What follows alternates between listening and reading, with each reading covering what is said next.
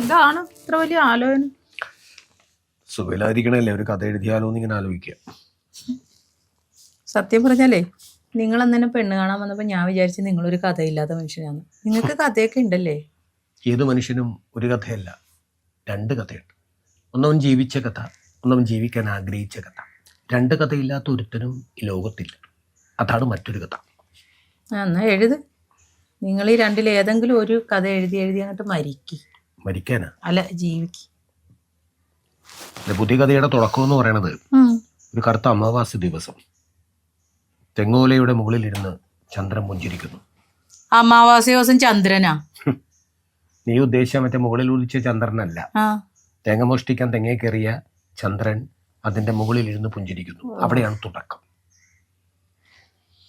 എങ്ങനെ ഉണ്ടാവും? കൊള്ളാം, നന്നായിരിക്കുന്നു. നിങ്ങളുടെ കഥ വായിച്ചിട്ട് ഈ മുറ്റത്ത് വന്നിരുന്ന ആൾക്കാർ തള്ളയ്ക്കും മുത്തിക്കും ഒന്നും വിളിക്കരുത്. അതുകൊണ്ടേ നിങ്ങൾ സ്വന്തമായിട്ട് കഥ എഴുതി സ്വന്തമായിട്ട് വായിക്കും, അല്ലാതെ മറ്റുള്ളവരെ ബുദ്ധിമുട്ടിക്കരുത്. എനിക്കിതൊന്നും വായിക്കാൻ നേരെയില്ല. കഥയില്ലാത്തവൾ.